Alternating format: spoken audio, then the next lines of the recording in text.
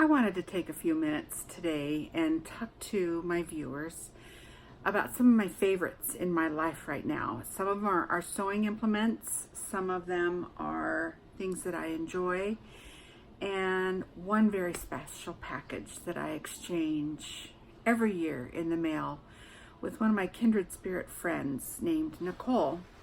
But first, one thing I like to do in the fall is spend a lot of time reading, and in addition to sewing and quilting, and I'm a very domestic person, but last fall I got the Illustrated Walden or Life in the Woods by David Henry Thoreau.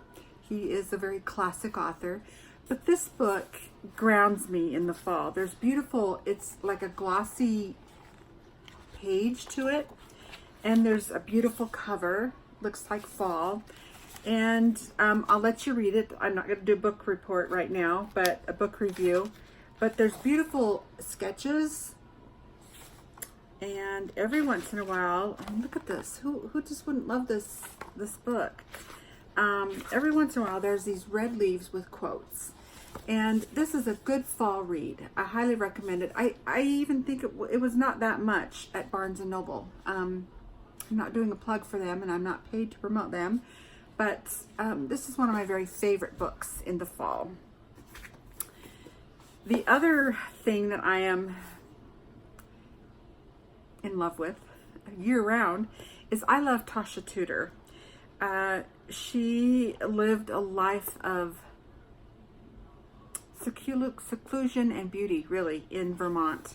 And I had the opportunity to visit her grounds after she'd passed. But it's very highly, I'll say, protected at this time, but she draws fun little drawings, and this book is Betty Crocker's Kitchen Gardens, and it's an older book. I got this off of Amazon many years ago.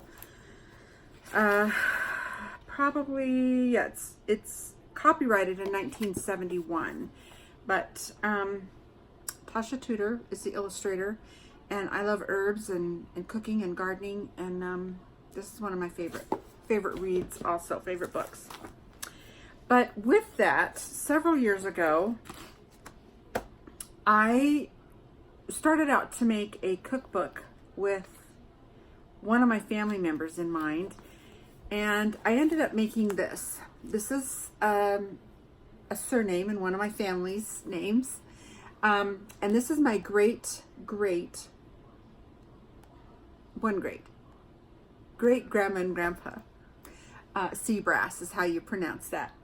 And I started out to make a cookbook with them in mind, one family member, and it turned out to be a multi-paged color, glossy page Christmas gift for many of my family members. And they were quite expensive to make because it was color copied, and it was almost 5 years in the making.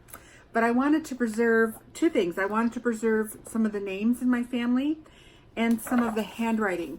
One of the criteria for being in this cookbook is I asked all my family members to get out all the recipes they could for that were family members that had people's handwriting. This is my Aunt Penny. She is now deceased, but I have her handwriting. The oldest recipe in this book is a red velvet cake, and as much as I can tell, and I'm sorry to say I did not put page numbers in here, right here, it's called the Waldorf Astoria Red Velvet Recipe, and it's from my great aunt Annie Hild, and it was put in a letter, and you can kind of see some of the old writing. She wrote it with pencil, and it also includes the frosting recipe, and here's the cake recipe. But as far as we can tell, this recipe was written maybe about 80 years ago, not quite 100, but it's just a cookbook that I put together. I dedicated it to some of my family members. I copyrighted it. Can't buy it, obviously, But in my dedication page here too, I wrote, but most of all, I felt that I was doing something important. As keepers of the home, women share a kinship of doing more with less, or making the resources go further than normally possible. In an age where home economics is no longer taught as a class in school, we need more taught in the home, and I learned so much from my own mother and aunts in the homemaking department. I am grateful for my ancestry because that is who I am. And then I signed off, but some of the recipes in here were corncob jelly, horseradish bread. Some of them I wasn't going to make, obviously, but I wanted to include them to remember my grandparents, both male, female, family members, a few pictures, just a lot of different fun things that my family, I had their handwriting and I wanted to preserve it. Some of these people have deceased already, and I am so glad I made this book. It was probably 2013 that I gave this cookbook to my family members for Christmas. Right here behind me, one of my favorite things right now is I'm airing out my pillows, but you can see my Long Road Home quilt. This is the pattern that I made it from. Love the way this looks, but you can tell instead of a red border, I put a blue border on it, and I put an extra 4-inch border all the way around. My favorite song right now is called Living by Dierks Bentley. I'm a big country music fan, and I love the lyrics in that song. I love the meaning behind it, and it's just a really good song. So if you get a chance, YouTube it and listen to the lyrics, or maybe you've heard it before. But real quickly, I have a dear friend in California. Her name is Nicole, and every year we exchange a fall package.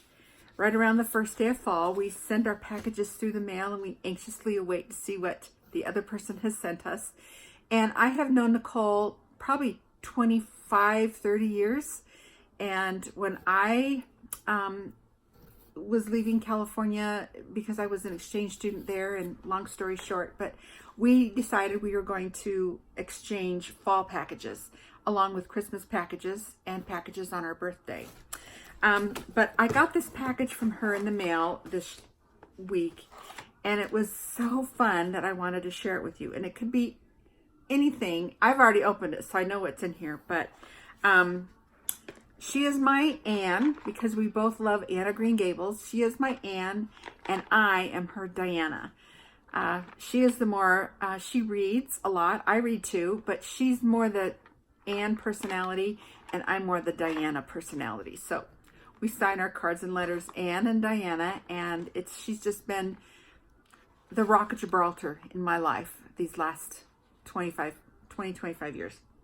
Anyway, she sent me an autumn weekend puzzle to put together. I think I'm going to do this with my granddaughter in a week or so when she comes down for a visit.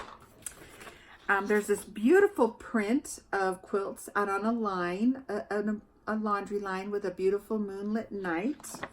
Love that.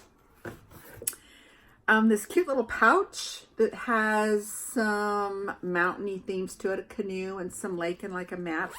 And inside is a fun little decoration.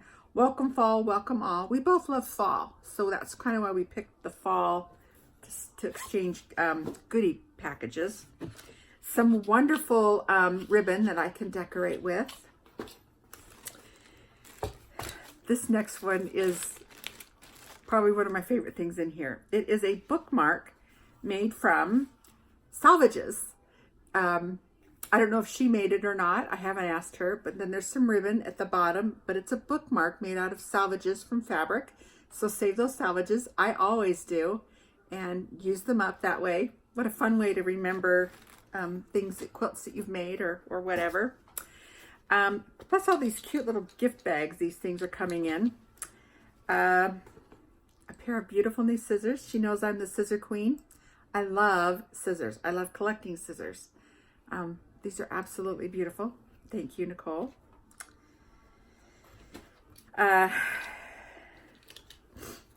This one is to die for, because I'm also a knitter. This is a knitting needle gauge. Let me put it against my shirt. It is an acorn that you can hook on. It's got a clasp, but it's an acorn that will tell you what size your knitting needles are. When we first knew each other, I taught her to cross stitch, and it's been a love we've shared together. And she sent me some cross stitch patterns.